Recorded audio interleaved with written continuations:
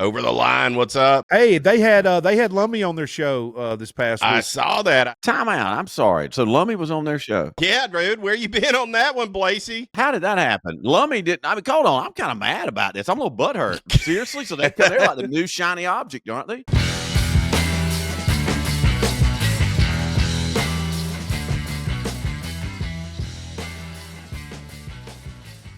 It's going to be a huge show. It's going to be one of the biggest shows of the year, some say. Biggest show ever. Biggest show ever, guys. Hey, you know, this Donald Trump thing has taken off so much. Last night I was at a dinner with an orthopedic surgeon I never met before. And this guy literally we sat there, had a 2-hour dinner. Cool cat, right? I kid you not, of that 2 hours, an hour and 20 minutes was him imitating Donald Trump. Everything he would do. I'm going to tell you what, guys. I mean, he was really proud of it. Was it good? It was really good. Yeah, okay. I thought it was It's great. good, I it's almost worth it. asked him, could I record it? But I didn't. I didn't know him that well, you know. But everything he would stop, he would drop into a Donald Trump tone. It was so funny. That's fantastic. That is fantastic. The president's a character of himself. I love it. Yeah. Well, he is. He was a character before he ever became president, and he was a character even before The Apprentice. Right. But then that took him to another level. The Apprentice thing changed the game because, y'all, that was the height of the TV shows that were on during that time were all reality-based, some kind of show. Like, you remember that was coming right off of Fear Factor. Fear Factor's on for like 20 years. It's top thing. Just outrageous. And then it got into the Survivors and that was the height of that. And he came along, and y'all, that show was so good. I mean, it was great. That was one of the last major network shows that I was enthralled with and was engaged with. Omarosa, right? Omarosa. Yeah, they'd have a country guy and an old soul singer and this one, and they just had a great mixture. And it was really chaos because if it was scripted, some obviously we know, but it was loose. And it was real. I just thought that show was really good because it was really like taking people out of their normal comfort zone and seeing who could thrive and survive in these situations, which I was surprised a lot of those people got on it, but he nailed it. He was, it was great timing for a great character like that. And but even before that, I mean, what's the Home Alone, who does the little boy run into? It's Trump, To get the directions. And all those years of running Atlantic City and the casinos and hotels having the big events, he's always there, so that's right. But he said he didn't want to do it. Hope he's doing it for the right reasons. I think he is. Let's go. Yeah. Who I think was the most impressive of all of the Celebrity Apprentice guests, or people? John Rich. Have you ever had any run-ins with him? Oh yeah. He seems like what you see is what you get. He's a go-getter, good, very well-spoken, Oh yeah. And he's an entrepreneur. He's got several things going on. Yeah, he's a go-getter. Yeah. He was impressive in that show. Oh yeah. That was really where you were like, dang, okay, that dude busts his ass. And it made me respect. I had no issues with their music at all, but it made me respect their music a little bit more of like, they really worked their ass off to get to where they're at. This isn't just some kind of a gimmick that they've got, it's sustaining. They still rocking and rolling. I've never seen them. I'd like to. Yeah, and they helped a lot of people along the way, too. They kept a big entourage of people they believed in, and they helped a lot of people. I mean, that's Gretchen Wilson, Cowboy Troy, James Otto. I mean, there's tons of people that came out of that circle. But, yeah, he was a go-getter. I do remember that specifically. That was one that stands out because he was that good. Because they'd all – I mean, it's been a while, obviously, since any of us saw the show the first time it aired. But, man, that was a go-getter type show. I mean, it was when they'd have those things, they'd have to raise up some money to come do this and call their friends and get this and that going. I mean, it showed you who really wanted to go out there and do it and who didn't, That's exactly right. And then he got a classic catchphrase, "You're fired." I mean, you're fired. And obviously it's been said a million times, but that was the hook. Oh yeah. I mean, it might as well have been Hogan's music, I mean, it was That's exactly right. Yep. Speaking of something fun, man, my daughter sent me this morning a little Instagram message, and she said, I don't know if this is true or not, so it's always fun when one of those starts, but I responded back after looking at it and went, Well, we've got our first thing that we can talk about on the show tonight, because I don't know if this is true, and maybe y'all have heard about it. Apparently, there is a passenger profile that came out, for VIPs, and I think you could probably attest to this, JR, that celebrities have like a VIP list of their foods and whatnot that they have whenever they're going around to do shows and whatnot. Well, this was a passenger profile airplane deal. On that particular thing, it would be a preference sheet. Normally, like when an artist goes out, you send what is called the rider, which on the rider it lists all specifics that would entail anything and everything for an event, and then a preference sheet is like when you would send out for like if you were going to be on a plane or a boat or something like that, and they were feeding you or something like that. You know what I mean? Gotcha. Okay. Let's see. I'm going to see if this will. Let's see if this will open. There you go. Look. See, passenger profile. Right. Yeah. So a passenger profile. Apparently, food preferences: breakfast, KFC original chicken breast, mashed potatoes, corn, biscuits, scrambled eggs with jelly, salmon, low fat, stuff like that. Lunch, KFC original chicken breast, mashed potatoes, gravy on the side, corn on the cob, biscuits, basically same thing. Dinner, KFC original chicken breast. Can't be this can't be real. That way, I have a problem believing it. But dessert, rarely eats dessert, but will ask for it on Sunday. 1 out of 10 if you fly with him. Eats mostly gum and mints for dessert, or will pick at whole fruit. Interesting. White wine and Diet Coke can on every flight. 7-Up, Orange Crush, or Fruit Punch. Will sometimes drink tequila, gin, or Crown Royal. But KFC was consistent. Breakfast, lunch, and dinner. Breakfast, lunch, and dinner, baby. I don't know. That seems a little much. I don't know. Damn, every meal. Come on now. I like KFC as much as any man or human or animal. Period. Anything I eat KFC, but I don't. That's know, a lot guys. of KFC, man. That's a lot of KFC, man. You think if you ate that every day, I don't think you'd live to be as old as Michael Jackson did, even though he died way too young. That's tough. That'd have to be tough. Eat fried chicken that many meals a day. How does he stay that skinny? Number one. That's what I'm saying. There's no way he could do. But he did die young. Relatively speaking. I find that hard to believe. I bet he. I didn't cross-reference this. I didn't check it or anything. Sometimes he's like, you know what? Maybe a PB&J over fried chicken right now. Maybe I'm just going to change it a little. Let's be honest. I don't know when this sheet was made, but like in KFC has gone to it's garbage. KFC was garbage in 2003. It said 03, yeah. Yeah, they were garbage then. I don't know, man. No, KFC was probably still rocking then. If you told me if it said crappy fried chicken from the Calf in Santa Rosa Beach, I would believe that list. You know what I mean? That's like that would make sense to me. Like I get it, Michael. You know what I mean? MJ. Yeah, if I told you, Kitty's Cafe, I could have the chicken pot pie or something like that. I could probably eat that just about every meal. It'd be fine. Yeah. But still, I don't know. The same thing, breakfast, lunch, and dinner, though, I don't know. You don't think the man ever y'all don't think Michael Jackson ever wanted a bowl of cereal? Look at him. The man looks like a guy who would eat a bowl of cereal. It just said grape nuts. Yeah. That's what it looks like, right? You know what I mean? Just Captain Crunch or Fruit Loops or just lean, fun cereal. Well, then he went and got in a hyperbaric chamber. He was ahead of the curve. He probably, slept in a sweatsuit and hyperbaric chamber and all that good stuff. Oh yeah, he was way out in front. He did. Over the line. What's up? Hey, they had Lummy on their show this past week. I saw that. Some of that. Time out. I'm sorry. So Lummy was on their show. Yeah, dude. Where you been on that one, Blasi? How did that happen? Lummy didn't. Hold on. I'm kind of mad about this. I'm a little butthurt. Seriously. So they're like the new shiny object, aren't they? No, it's fine. Yeah, Seth came on for us. He's just shining them up a little bit. It'll be fine. It was good. I'm happy. Lummy will come on. Well, you got to remember when They did it while Bubba, while they were off on that off week. Right. You didn't ask him on the off week. You maybe you need to be a little smarter with your ask. Maybe we don't. It sounds like they beat you to the punch is what happened, Blasi. He said he needed to run it by Bubba, but he never reached out to me. So I'm kind of mad at Lummy. I don't think it's anybody else fault but Lummy. No, I don't think we'd ever. Just generating heat over the line. I love it. Just keep on generating that heat, baby. Jealous. I'm just jealous. I'm just jealous. No. I want Lummy on the show too. I'm inspired. I'm actually inspired. I'm taking a whole different angle on this. I'm inspired. I look at it as we should definitely have not bothered on their week off, and our time will come. Let them warm up, and then we'll get to him when he gets ready, and we'll get back with it. We had Seth on, and that was great. I'd love to have Seth on again. He was great. He was good.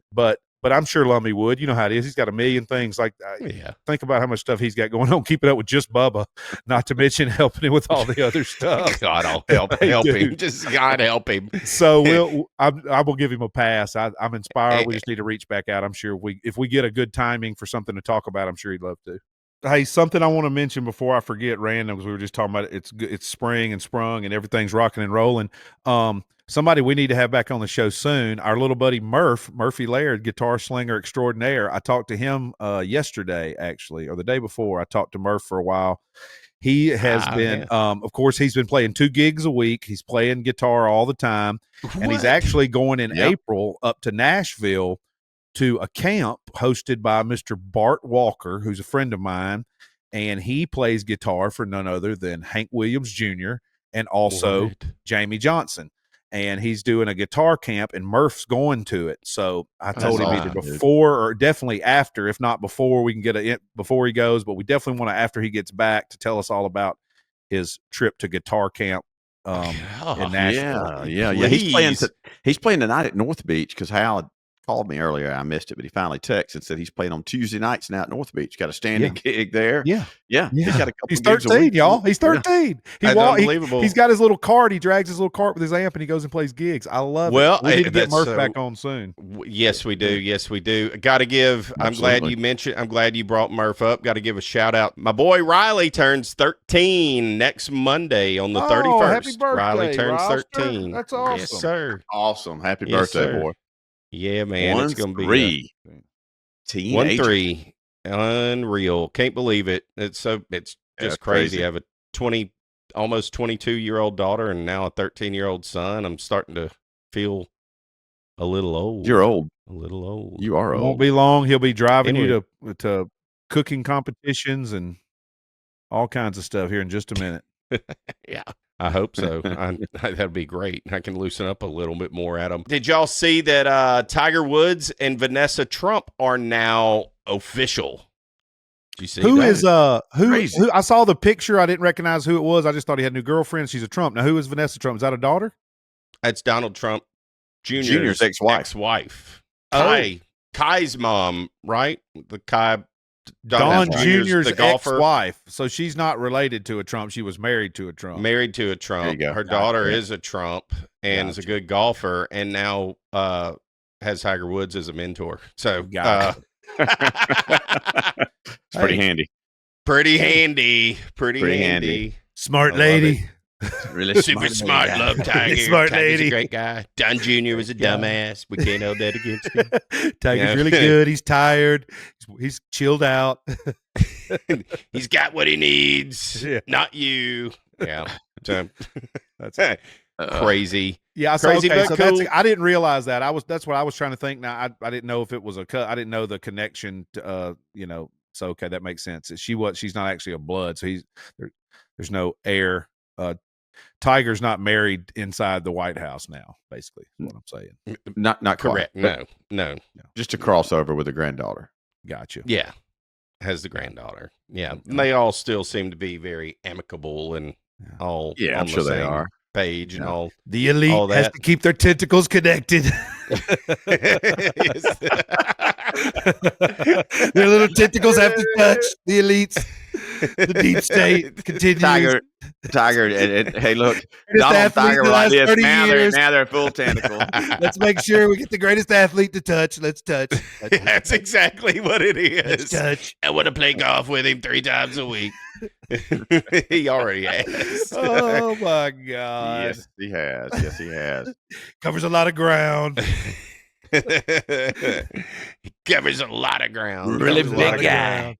Really big guy. Really strong guy. Really strong guy. Hits it a long way, guys. I know you ever seen him make a golf ball, but he hits it a really long way. We'll bring him with Herschel. We're going to go play golf. With Herschel. Is that Gates? Who's that at the bottom? Is that Gates? No, this is it's Matt Gates. He got his hair slicked back. Okay. Matt Gates, well, I'll give him credit. He doesn't have that kind of gray hair yet, but he's going to get there pretty soon if he keeps his lifestyle up. I promise. Oh yeah. No, this is this is our defense secretary, Pete Hegseth. I guess that's how you pronounce his last name. Yep. Gotten a little bit of hot water over some messaging on this app called Signal. I don't know if y'all are familiar with the Signal app. I'm not. I don't know. No. I didn't know what it was until today. It's a chat. You can go back and forth, just encrypted. So it's very safe. It's end-to-end encryption. Encryption. It's a better way to text, basically. You can do groups and stuff. Right. So, but a little bit of sensitive information was leaked on it, which is not good. And so here's a quick little take. You're talking about a deceitful and highly discredited so-called journalist who's made a profession of peddling hoaxes time and time again. I think the problem is that people are outraged that they may have been communicating about it amongst each other through an unsecured line. It's an issue that has happened for the last 20 years when we hear about, there's all kinds of leaks. No, it's not just leaks. It's people using non-secured communication devices to communicate. It happened with Hillary. It happened with Obama. It happened with Trump the first time. It happened with Bush. It happens with all of them because for some reason cannot understand that there is a rule that you're supposed to stay on secured government communication devices. And for some reason, every administration just ignores that rule. Dr. Dan is just absolutely dead on. It's crazy how that keeps happening over and over and over again. Like, you know what I mean? Like you communicate in one place. You don't go to Signal. You don't go to, Snapchat, because it disappears. Like, you got to stay in that thing. Government thing, yeah. Stay in it. Guys, I was using Snapchat. I thought it was going to be gone. I was going to send it to Pete. Here's the plan. Oopsie daisy. We're striking Israel at 1:45. Yeah, it's like Yemen. That's basically what it said. That's how they do that. This Goldberg dude that who's with the Atlantic, and I know that the administration doesn't really care for the Atlantic, and understandably so. But Jeffrey Goldberg's the guy's name, and apparently the details for the war plans is, as he called it, war plans. Well, I mean, that would insinuate we are at war. We're not, but apparently there were some U.S. airstrikes on some targets in Yemen. And then, so once that happened, he had his confirmation. But I'm like, that's kind of odd. This dude would be accidentally in a Signal group text. And I kind of have a problem believing it a little bit too. But if true and can be proven, whoever it is, whatever administration, whoever the upper person is, you got to be smarter than that. And whatever you're using to communicate with, you better be dang sure before you hit send that it's all clear. And that's just kind of the world we live in these days. I mean, it can happen. I've accidentally texted people all the time. I've accidentally responded to somebody else, just to y'all in our group, more than one time. It's easy to do. I've replied and talked smack to somebody and realized, oh crap, I sent to the person I was talking smack about to the person. That's the worst. Oh yeah. At that level though, man, that is a non-event. Like that should never happen. I'm sorry. I still think that's a non-event that should never happen. Period. At that level, you don't accidentally send it on the wrong platform. That is like in surgery, taking off the wrong leg. You know what I mean? Yeah. That's a non-event. That should not happen. That is not, there's no excuse for that. So that's my opinion on that. Like, whatever. Yeah. I mean, it happened, but like it shouldn't ever happen. So. No, it should not ever happen. You shouldn't even have other things if you don't, you should, Yeah, she was. I just think if you're communicating about war or anything else like that's your first sign of like, it's time to get pretty serious and lock in this message that I'm about to send. I don't need to be somewhere half-ass paying attention, eating some popcorn or talking to a friend or having a glass of wine or a beer or whatever, and be like, send it. Oh, crap. Oops, didn't mean to send that to Goldie. Yeah. Hey, Goldie, I need you to scratch that, Goldberg. Yeah, Goldberg too. Goldberg, But anyway. Do you think it actually happened? I don't know. I haven't seen the proof. So who knows, man? It should never happen though, but I don't know if it happened either, but it should never happen. It should never happen. And this should never happen either. And this isn't a very perky or fun story, but it's something that I'd never heard of until I saw this. Have you ever heard of someone dying due to food intoxication? I mean, I picture like intoxicated, just overindulging in food is what that sounds like to me. Like just one particular food product. That's exactly what I would think too. Like it really got in it on the ribeyes. What is the definition? So what it is it's basically food poisoning. So a young man they were allergic to. No, well, that's what they don't know. So the whole story that came out from this was Brett Gardner, the former New York Yankee great. His son, his 14-year-old son, Miller, he tragically died during a family vacation in Costa Rica because they suspect that he died of asphyxiation from possible food intoxication after he and other family members fell ill, with Miller passing away in his sleep. Oh my God! Of course, they've all left and things like that. But I did look up like, what the hell is food intoxication? And basically it's just food poisoning is what it is. But I guess, so it could be like a certain type of food, a certain kind of spice, a certain kind of something that was made with it that they weren't used to and couldn't handle, or was it that's what it sounds bad, like. Is it bad oysters? You know what I'm saying? Or is it like, is there, or is he secretly allergic to some kind of spice that they use down there? Who knows, But they all got sick. Sounds like they were all sick. Yeah. So what if it was like salmonella type thing? You think they would have just said that? They would have said such a vague, uncommon term that they used. Yeah. That's not something we're used to hearing. We don't, everybody's got to look it up because it's not and I understand that happens. I think, wasn't that one of the Von Erichs? Didn't he eat something bad overseas and got real sick? David, the oldest one, he died, ate bad sushi or something. Something like that. And if you know people who've eaten bad oysters and bad seafood and stuff, I mean, it'll make you sick, but I don't know if you're young and you maybe you were sick. I mean, you just never know. It's tragic. That's awful. It's terrible, man. They're doing a toxicology report and all of that. So, I mean, it's hopefully whatever hopefully they can find the cause of it and prevent it, from ever hopefully happening again. It's just crazy. Well, I was reading, so it wasn't asphyxiation. That was the weirdest part to me. It's like you got really sick, you laid on your back, you threw up, and you aspirated, right, or something. That's what you're thinking. And so, but it wasn't that, but it was the food intoxication is what they're still leaning on. But they're still having to conduct tests. I was just reading about this and preliminary ruling. They ruled out asphyxiation as the cause of death. Okay. But it's still the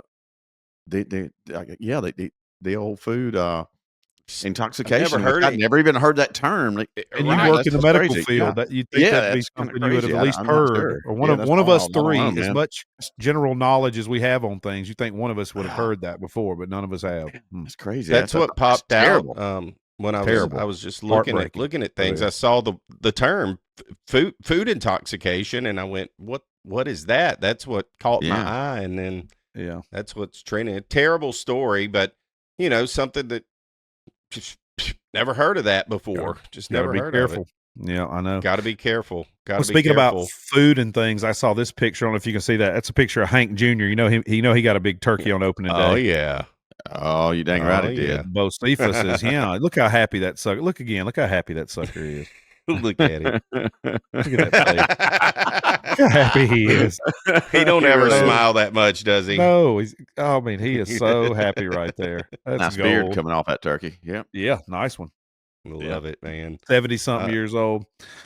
Tragic story, and it feels like it's at least calmed down some. There's still always a tragic something on the horizon and right in the rearview mirror every day. But there through COVID, man, or during the shutdown, it seemed like, man, we lost so many legends and stars and people from our childhood, and wasn't necessarily due to that. It was just timing, right. And it seems like some of that's eased off, but you still have one. Gene Hackman the other week, that was awful. We were still talking about that, how tragic that whole situation was.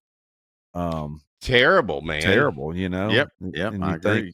You think and you watch these shows and you think as far as we've come, and there's cameras and there's this and everybody's so interconnected in the webs and this and that, but there's still ways that things happen right under your nose and nobody even knows about. How did that happen? How did that happen? Has there been any update on Gene Hackman and that death and like what happened there? I haven't heard anything. Yeah. What? She had this illness and died. And before him, yeah, and he was dementia and just was in the house for a while by himself, and the dog. Are you serious? That's what happened. Yeah, and the dog was in its kennel, because there wasn't anybody to let it out, and nobody was there to take care of him. He just died too.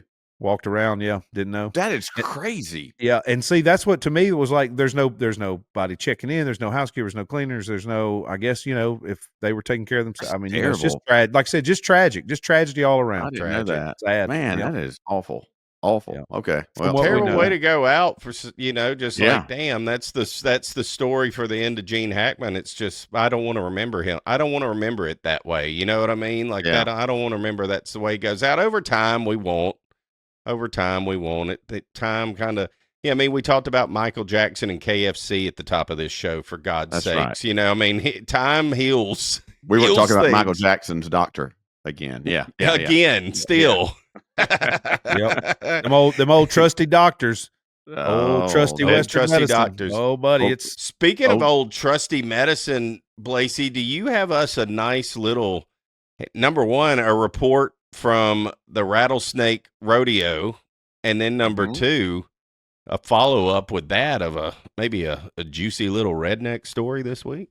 Man, you know what? I got both, as a matter of fact. And yes! Absolutely. And so, it's funny. So I was not going to the Rattlesnake Rodeo, and I didn't go to the Rattlesnake Rodeo on Saturday. Amanda and her friend Megan went, and they had a blast. They got pit passes, so they're right there at the stage where the stage wraps around a small little area. Got to see Tracy Lawrence just tearing it up on Saturday night. And then on Sunday, Megan wasn't feeling as good as she should have been feeling probably on Sunday. So she backed out, and that opened the door for me. So I got to go see Shenandoah on Sunday at Opp, Alabama. So nice. I timed it just right. I need to go help my mom. So I'm like, hey, I'll be in Opp if you need somebody to go with you. So sure enough, she backed out. I was going to help my mom. Yeah, I should have, right? 2 dozen roses. So I got to see Shenandoah, dude. What a great show, man! That they absolutely killed it. That was awesome, dude. I had a blast. It was Confederate Railroad Friday night, which neither one of us got to see, but Amanda got to see that on Saturday. I got her to get a bunch of video and stuff, so I'll put that together here soon with the snakes and the, everything going on, the music and everything. I got some videos there too. We'll add to it. So, dude, it's so cool. I'm glad to see Opp back on top again. That rodeo was rocking, man. There was a lot of people there. It was a great event. The weather was wonderful. I think people had a blast. So absolute full success in Opp, Alabama for the probably 60-something anniversary. Wow. I don't even know. Been doing it that long. Yes, a long time. Ever since way back in the day when J.P. Jones decided to wrestle a bear and round up some snakes and start a thing called the Rattlesnake Rodeo. You know what I mean? And it's been rocking ever since. So yeah, man. So that was good. That was good. But yeah, on to the redneck stories. And this is something I think y'all are going to I know you're going to be able to relate with. Is we were the other day hanging out. Where was I? I was at Props, and there was a guy in there, and I got a BC powder. I had a headache, right? And so I was tearing that BC powder off and dumping it in, get me something to drink with it. And he was like, "What's that?" I was like, "That's a BC powder. You don't know what that is?" He said, "No, man, I was like, "Where'd you grow up?" And it was somewhere like New Jersey or somewhere. And I'm like, "Oh, okay, that makes sense." I thought, "Yeah, it's more of a Southern thing." And then Amanda was sitting there and said, "Yeah, it's kind of like sweet tea. You got BC and sweet tea. They kind of go together. Wherever you go, you're going to find them both, And we got to giggling thinking about it. And I was really like going, man, you know what? It's absolutely what it is. It's a straight Southern thing. You know what I mean? Like if you're from the South, and I mean, I don't know if you put the Mason-Dixon line in there pretty much, but that's kind of close to it. Where it hugs, where you find sweet tea, you're going to find a BC powder, and they kind of run together. And I'm in North Carolina this week. I'm in Raleigh.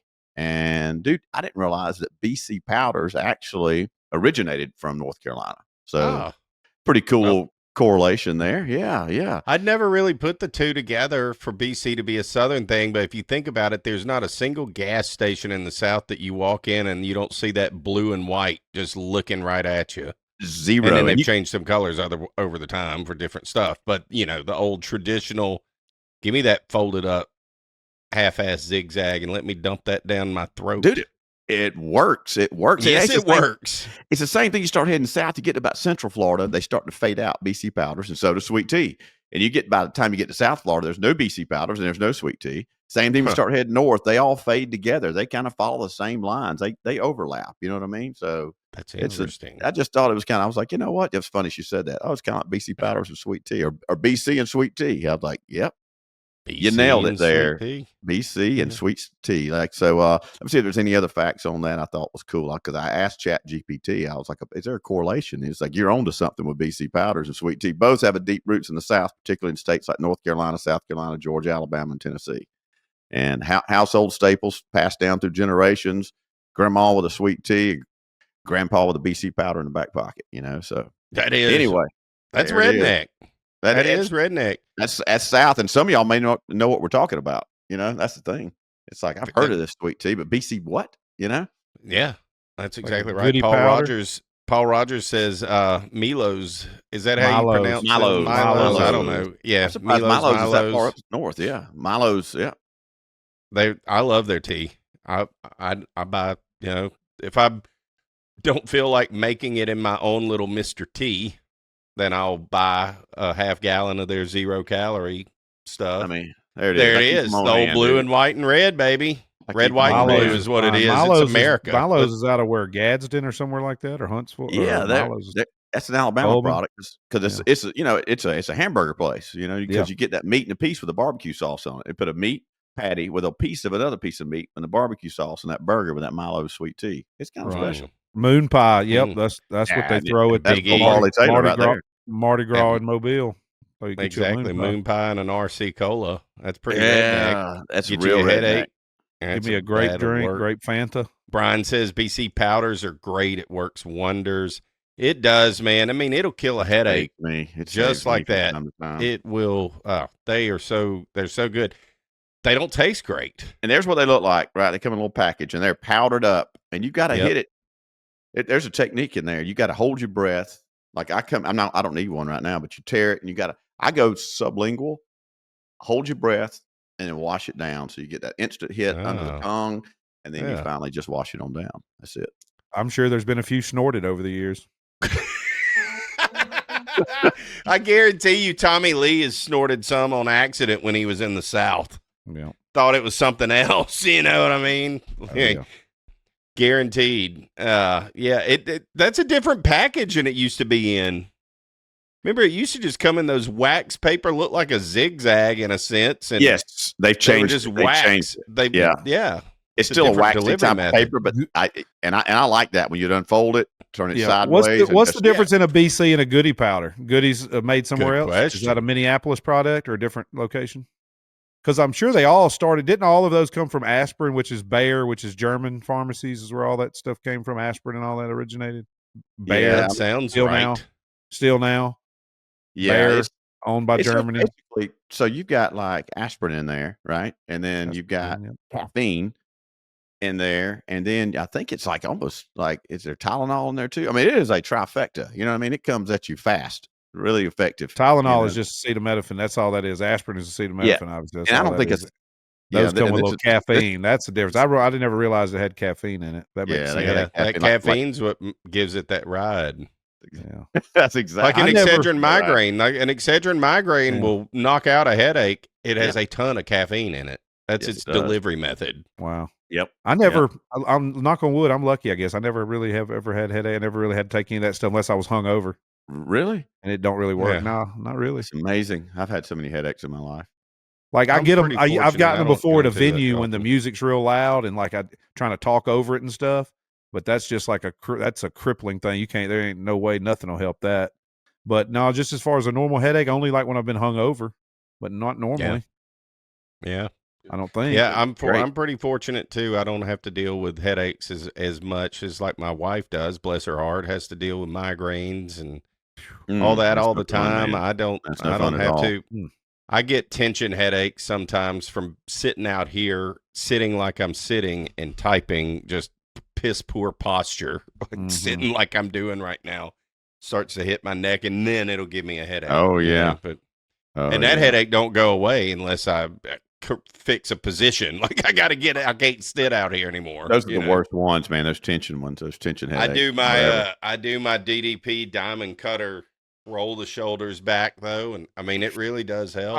And I do that stuff that I learned from DDP yoga, and it does help when I need to stretch. Yeah, it really helps. I just should do it every single day for about 20 minutes, and things really would change. Sharice and I, if we catch each other leaned over, like looking straight down at our phone, something, we'll say tech neck. Don't want to get tech neck. Bring it up because it's exactly what it is. Yeah. And we'll do the whole like the string thing, like if you were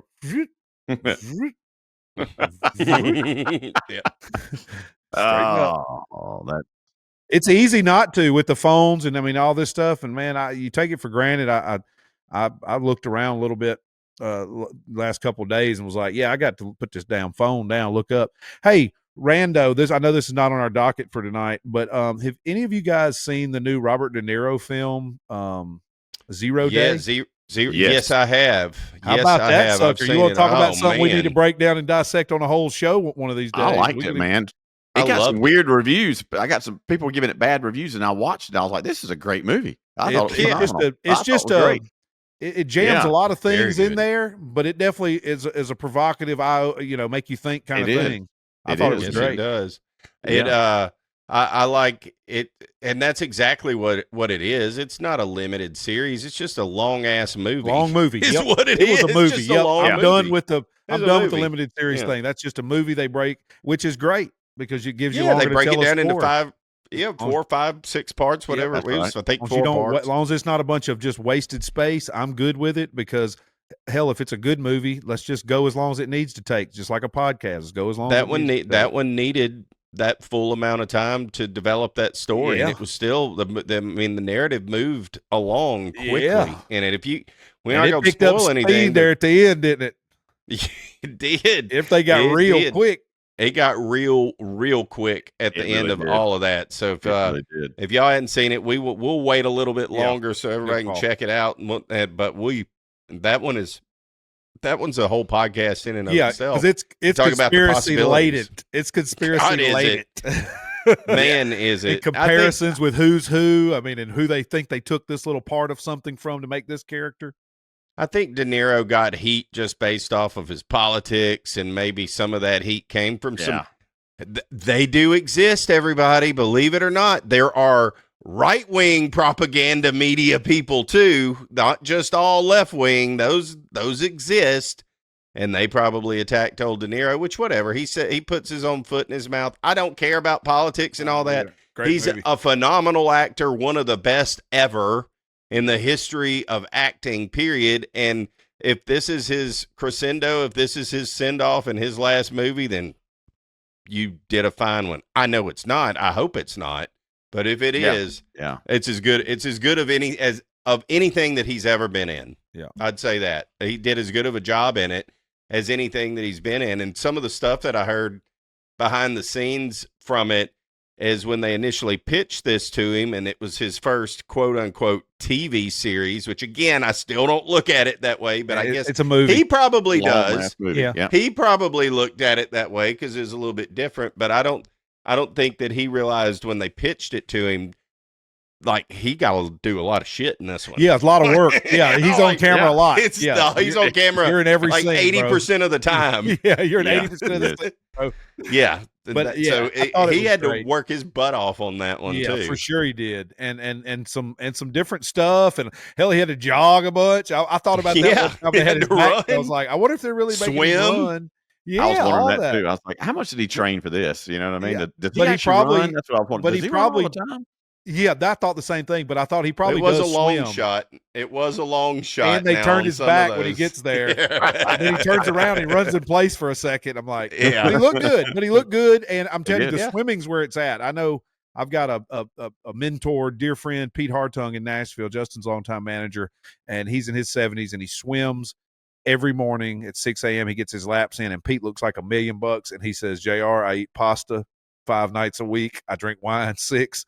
It's the swimming, it's the swimming. He wakes up and goes right into it, doesn't he? That's what he does first thing. And it shocks the system. It just alerts and gets all your shit going, gets all those ketones and all the different amino acids, everything rocking. Yeah. And you get just full enough body workout, full body, all the the every little muscle working, and then you go about your day and stay active and live normal. And I like it. Yeah, rock star. But no, I thought the same thing. I thought, man, and then the jogging thing, I said, he's running pretty good. Then I started noticing, I'm like, is that really him? I wonder. I don't know. It probably is. I'm not knocking it. I bet it is. He's probably in phenomenal shape. He should be. So good. He's raw. Well, I'm sure he is, but he's still, in his a lot 70s. Of work. I don't think I never did look good running, but I don't think that I looked the same that I ran 20 years ago. And I got a feeling 20 years from now, my stride ain't going to look the same then either. A little hitch in my giddy up. A little hitch in my giddy up. No doubt. I just started, I know I'm behind on this. Y'all may have seen it. I'm literally on season 1, episode 2, playing catch up, but I will get caught up. White Lotus. I hadn't watched it yet. Have you ever watched? And now I'm fascinated. I haven't seen any. I've seen 1.5 episodes. The first, the seasons are different, so they're all different. Okay, and that's some cool stuff. Is that so they don't all connect to each other? So I could just start with season 3 ish. No. You got to start at the beginning. Yeah.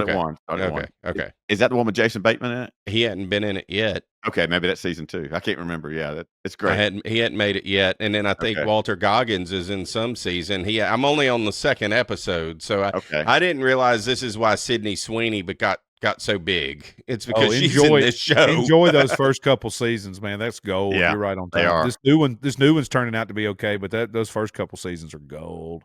Yes, they are. One of our MVPs of the show, Mr. Jason Hilton, he sent me this video today. He said, "Did you know this? Did you hear about this? They're making a Hot Tua documentary. Apparently, Hot Tua girl briefly popped back up today." Not for long, but for a little bit. So there's a company, Deadline Bungalow Media Plus Entertainment is producing this Hot Tua deal. And she made a little video, and I can't find her on social media, and I could not find the video. And I said, dude, I can't find this video you're talking about. He found it. Are people still mad at her for the pump and dump with the Bitcoin? Oh, hell yeah. And after you watch this video, I just want to get your reaction on what you think you should think about Hot Tua girl. Breaking news: Haley Welch dead. The Hawk Tua girl has died.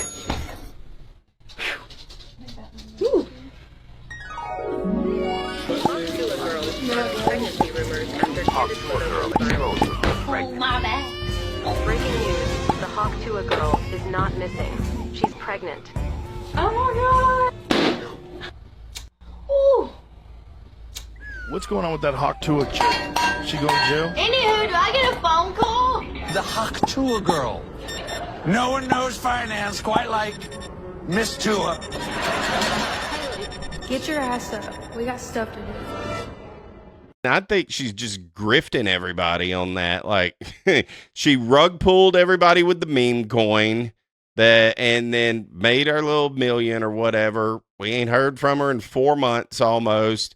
Yeah. And then that's the first thing that she pops out, and then apparently took it down. Poor thing. Pitiful. Yeah. She ain't smart enough to do all that on her own.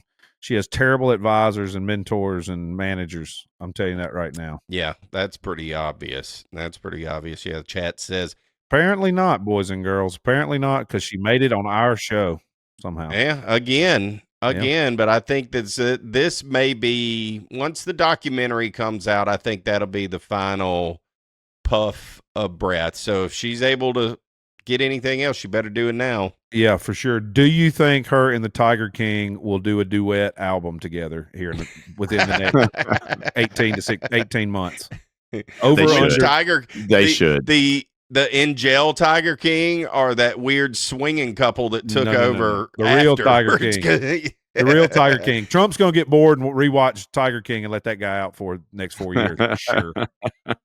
I would not be surprised. Sure. I would not be surprised if he got if he did. I really wouldn't. Great. JR, have you had a chance on seeing any of these promos for WrestleMania with some of these that have been happening on Monday Night Raw? One happened last night, one last week with John Cena turning complete heel and turning against the crowd, basically telling everybody, it's the old angle. Everybody's dumb, screw you people. But he's never done that. All of he's this. never done that. No, he is not. It's kind of weird to hear him saying these things because he doesn't really mean it. And it's still a hard sell, but he's trying to sell it. It would be hard, and that's a big underground internet wrestling community forum going around the last day or two since he's doing that. Who is the quintessential babyface throughout the years that never turned? It was obviously Hogan was the biggest babyface ever until he finally turned. But the two names that come up that never turned are Ricky the Dragon Steamboat and Tito Santana. And then think about that. Isn't that weird in wrestling? Everybody else at least turned at some point. At some angle, they double crossed somebody or got double crossed and were right. But those they never changed. They never turned. No, they were always good guys. That's wild. And Hogan was that's why Hogan's was such a big deal. Think about this till Cena. I mean, the last one leading up to this turn was Hogan. When's the last time a huge face made a heel turn that out of nowhere? It was Hogan, NWO, and then from then to now, we had that long period where the good guys all looked like military in black outfits and everything, so you really couldn't tell who the good guy or the bad guy was. Right. But Cena carried the flag as a face for years, and to do this heel turn now, I don't know if there's been one even close between Hogan's and his. It might be the second biggest outside of that. I think that's fair. I think that's fair, and I think the story has to build a little bit more. Like they haven't come back to America yet. Right. They've been doing all of these promos overseas, and kudos to those crowds over in Germany and wherever else they've been. Good God, they're ravenous. Oh, I bet. They're going crazy. I bet. Yeah. Going crazy. It's fantastic. I'm gonna catch up on some of that since I've got it. It's accessible now. I've been on the road, for the past month, so I really haven't got to catch up on stuff. But I'm going to here soon. I've just been catching up with WWE's YouTube. Does an amazing job. Like they drop stuff all day long, and they're just dropping those promos. So I haven't seen the full shows, but I've just seen them. Awesome. They're 20-minute cuts, and that's what's fun now is that they can come out on Netflix. And they're bringing this heat, and it's 22 minutes, 24 minutes long of the open of this dialogue going back and forth, where that used to be 12 minutes on, when it was on USA or wherever it was at, so much shorter because of commercial breaks and stuff like that. So they don't have that anymore. They can extend out these things a little bit more. It's just fun to see. Belgium. That's right, Paul. I was in Belgium. Just goofy, just flat goofy, those crowds. Man, it's setting up. I think when Cena comes back to America, that's when it's going to have to like really be sold. Like he really, he brought some kid up out of the crowd, made fun of, or didn't bring him up out of the crowd, but they pointed the camera at him. You could see this little kid go from cheering on Cena coming out to just his heart breaking that he had turned. And then he doubled down this week making fun of the same kid. He's going to have to continue to make examples out of kids, I'm afraid, and just piss people. You got to do that, man. You have to. You just got to in order to completely sell this heel turn. I mean, and I don't know how far they can go. I mean, could he actually slip a cuss word and be like, F these kids?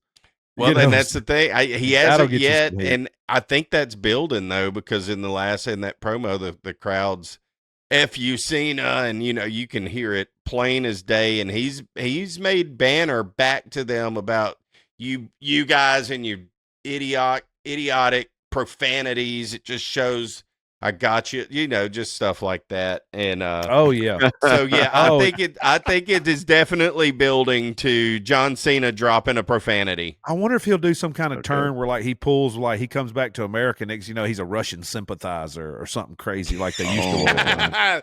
Like they did fun. Sergeant Slaughter. They turned Sergeant Slaughter he was going Iraqi sympathizer. Sergeant Slaughter, G.I. Joe character. That was crazy.